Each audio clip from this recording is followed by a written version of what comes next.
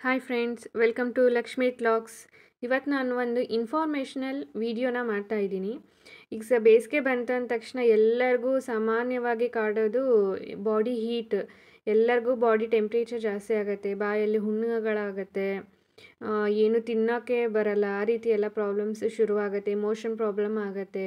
Common ಆಗಿ ಇದು ಬೇಸಿಗೆಯಲ್ಲಿ ಎಲ್ಲರಿಗೂ ಬರೋವಂತಹ ಒಂದು ಪ್ರಾಬ್ಲಮ್ಮು.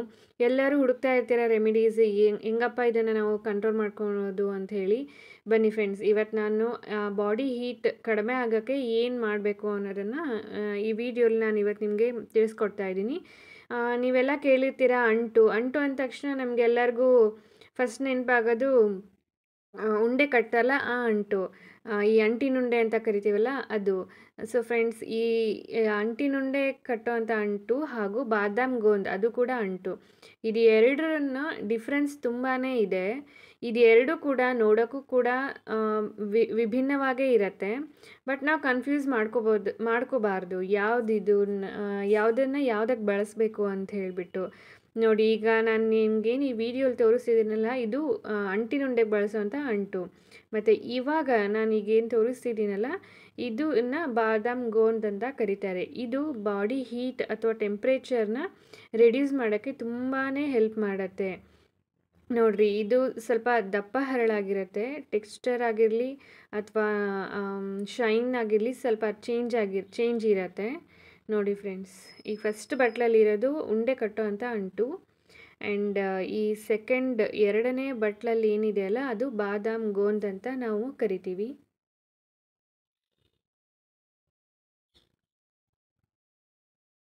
ನೋಡಿ ಫ್ರೆಂಡ್ಸ್, ನಿಮಗೆ ಈಗ ಕ್ಲಿಯರಾಗಿ ಕಾಣಿಸ್ತಿದೆ ಅಂತ ಅಂದ್ಕೊತೀನಿ. ಎಷ್ಟು ಚೆನ್ನಾಗಿದೆ ಇದು.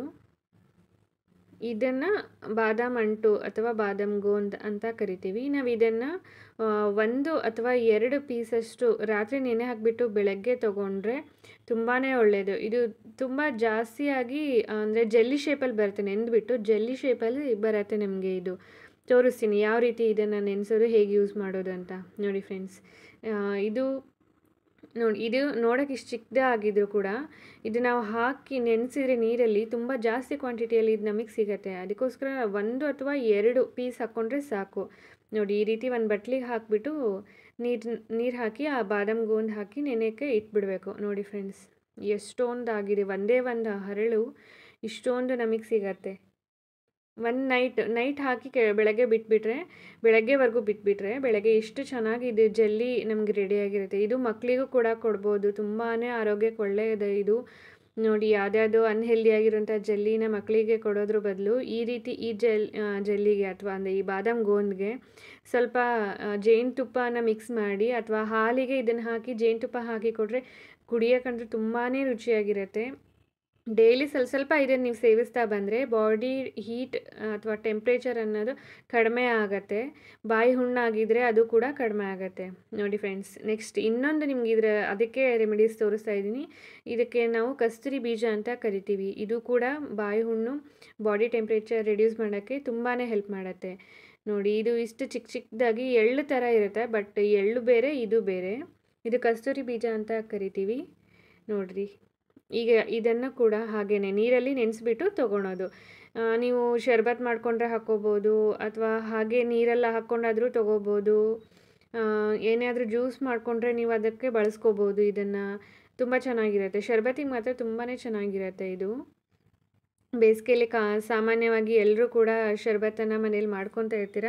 ಸೊ ಇದನ್ನು ಒಂದು 10 ನಿಮಿಷ ನೆನೆಸಿದ್ರೆ ಸಾಕು. ಇದೇನು ಓವರ್ನೈಟ್ ನೆನೆಸ್ಬೇಕಂತೇನಿಲ್ಲ. ಈ ರೀತಿ ಒಂದು ಲೋಟಕ್ಕೆ ಒಂದು ಅರ್ಧ ಸ್ಪೂನ್ 1/4 ಸ್ಪೂನಷ್ಟು ಈ ಕಸ್ತೂರಿ ಬೀಜನ ಲೋಟಕ್ಕೆ ಹಾಕ್ಕೊಂಬಿಟ್ಟು ಸ್ವಲ್ಪ ನೀರನ್ನು ಹಾಕ್ಕೊಂಬಿಟ್ರೆ ಒಂದು 10 ಮಿನಿಟ್ಸ್ ಅದನ್ನ ಬಿಟ್ಬಿಡಬೇಕು. ಹಾಗೇ ಅದು ಫುಲ್ಲು ಅರಳ್ಕೊಂಡ್ಬಿಟ್ಟು